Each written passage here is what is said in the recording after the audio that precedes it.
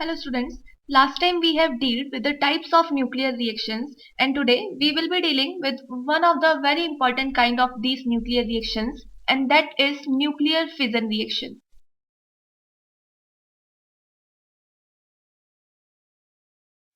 Basically, these nuclear fission reactions are defined as those processes of artificial transmutation in which a heavier nuclei is broken down into those nuclei which are comparatively lighter as compared to this parent one. So if this kind of process occur in which a heavier nuclei is converted into two lighter mass nuclei, then this kind of reaction is termed as nuclear fission reaction.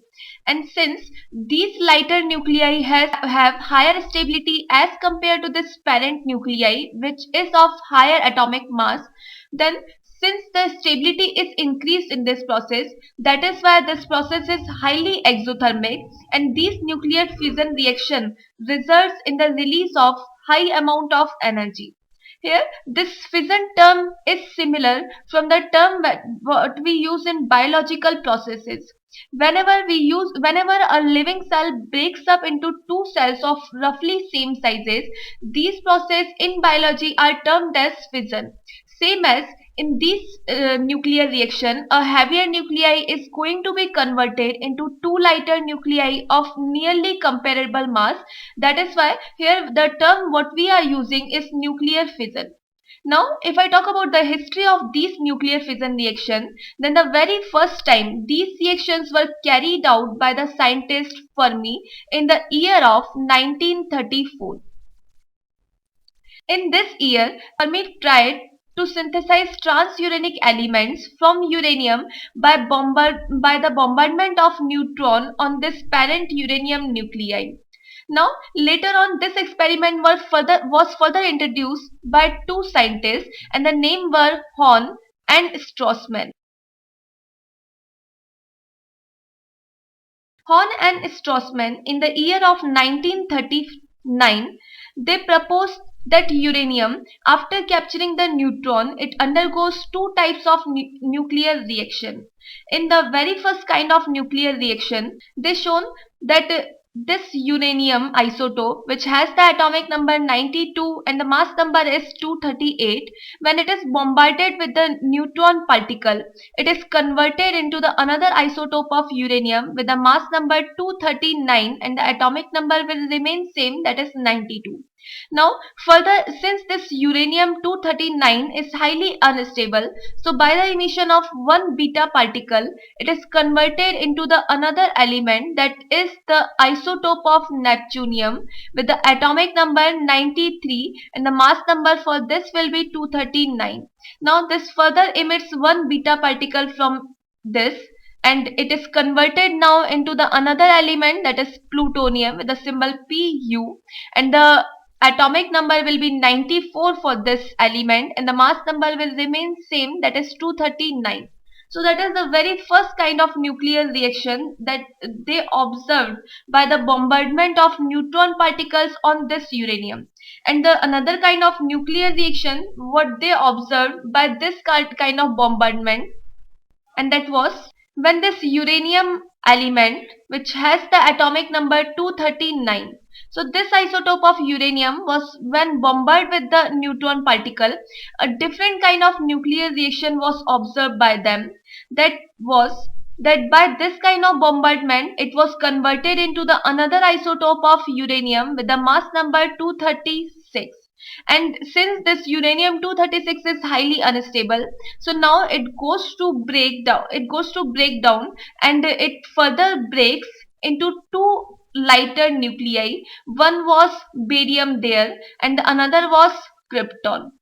Barium was having the atomic number 56 and the isotope of barium that was observed that time was having the mass number 144, while krypton was having the mass number 90 and the atomic number for this krypton is 36. Now this reaction was occurring there with the emission of two more elementary particles, and the elementary particles that were emitted that time were neutron. So two neutrons were also observed as the product when this reaction was carried out. So here these two types of reactions were observed by Horn and Strassmann in the year of 1939. Out of these two, if I am to term or I am to identify the nuclear fission reaction out of these two, then since in the second one, a heavier nuclei is going to break down into two lighter nuclei. That is why the second category can be termed as nuclear fission reaction. Now, it was further observed that during the fission of uranium-90 to 235, not only the isotope of barium and krypton are formed, but also the various other elements came into existence. Like when this reaction was carried out, as the very first result, scientists observed the existence of barium and krypton as the product. Later on, a different reaction was carried out in which these two elements were formed again, barium and krypton. But now this time, these were the different isotope of barium. Like here, the barium was having the atomic mass number 141. The atomic number will remain same since it's the element of barium. Same if I talk about the krypton, so atomic number will be 36 here, but the mass number varies from the first one, it's 92. And since the products are different, so this results in the different number of elementary particles as the product. As the product, we get 3 neutrons here. So that is the second kind of products that they observed by the same reaction. The different products were also observed, like once when they carried the same nuclear reaction again. So by repeating this nuclear reaction, now this time they got different products. They got the isotope of xenon with the atomic number 54 and the mass number 139, and the another isotope of strontium was formed there, that was having the mass number 95 and the atomic number was observed as 38. And as the elementary particle, here two neutrons were also formed. Same as when they further repeat this nuclear reaction, then as the products they got again the isotope of xenon. Same as when they further repeated this reaction, then again they got the isotope of xenon, but this time it was having the mass number 140 and the atomic number was same, it was 54.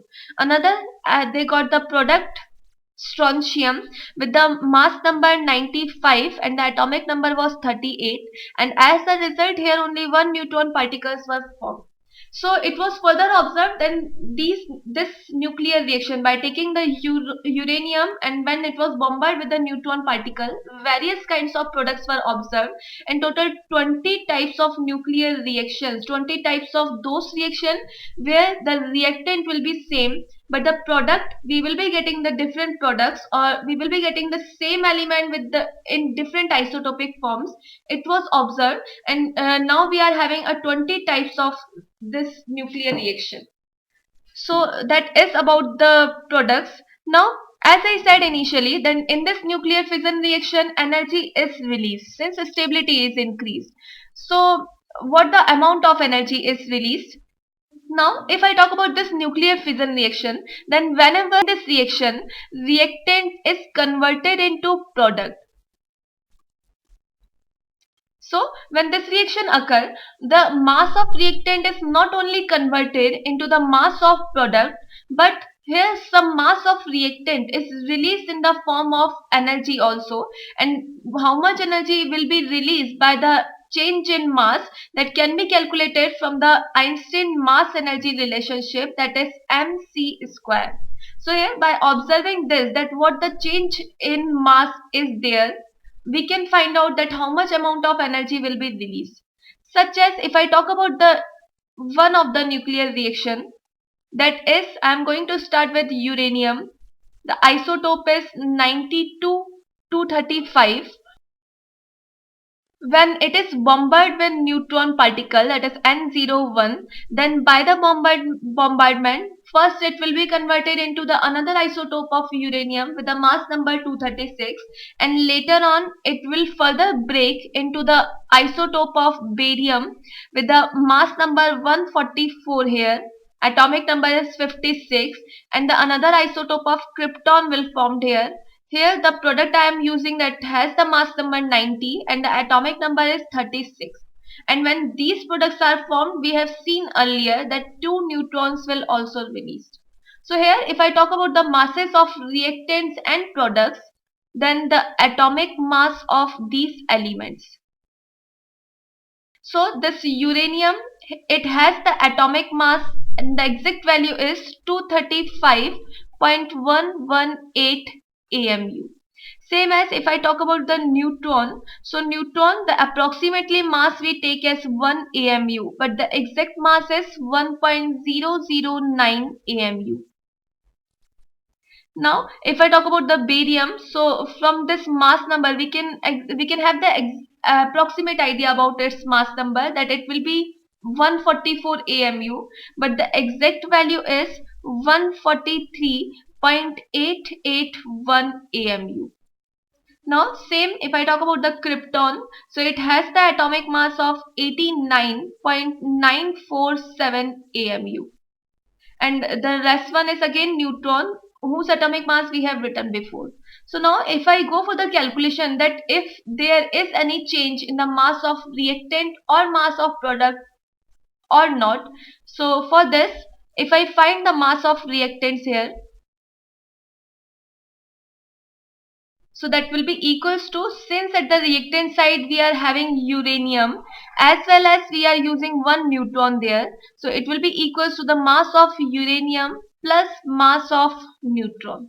Mass of uranium from the above value we can write it 235.118 AMU plus mass of neutron is 1.009 AMU.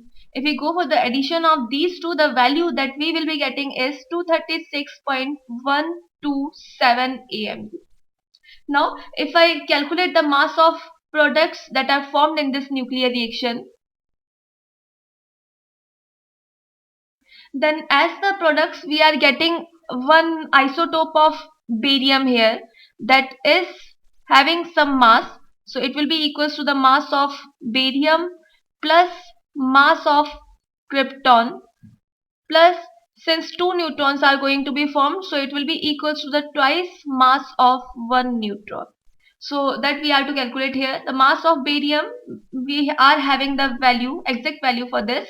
The mass of barium is 143.881 AMU and the mass of krypton is 89.947 AMU. So by using these two values, we can do the calculation here. It will be 143.881 AMU plus mass of krypton is 89.947 AMU.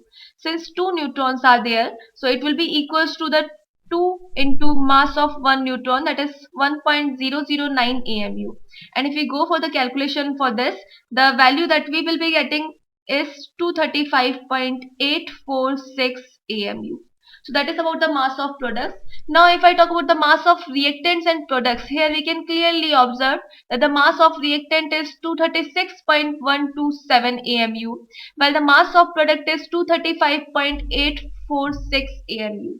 Now as we know that mass can neither be created nor be destroyed, so since here the mass of reactant is greater as compared to the mass of product, we can clearly examine that here whenever this reactant is going to be converted into product, some mass of reactant is utilized to form the mass of product and some mass is converted into the form of energy.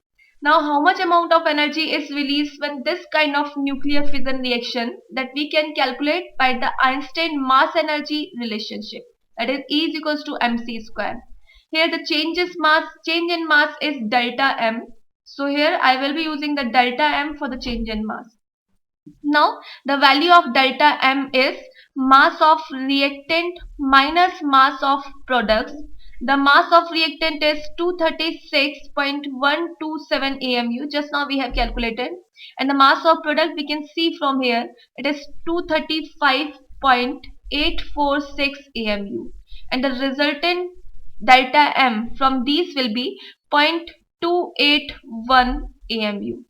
So from the Einstein mass energy relationship, by putting the value of delta m, that is change in mass, and c is the velocity of light, since the change in mass is in AMU, and C, we generally go for the calculation in meter per second.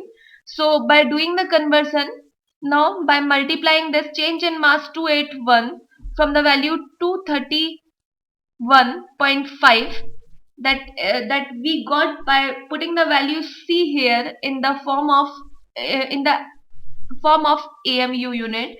So we will be getting the energy that is released in this nuclear fission reaction, and by doing the calculation we can get that the value will be 261.75 mega electron volt.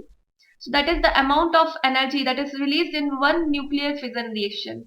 And since this is a very high amount of energy, that is why this nuclear fission reaction is used to produce electricity in nuclear power plants and in nuclear reactors. While if I talk about the destructive use of this released energy, then this nuclear fission reaction is further used to form atomic bomb, and that is the example of the destructive use of this nuclear fission reaction. Now, there are some more characteristic of this nuclear fission reaction that we will be talking next time.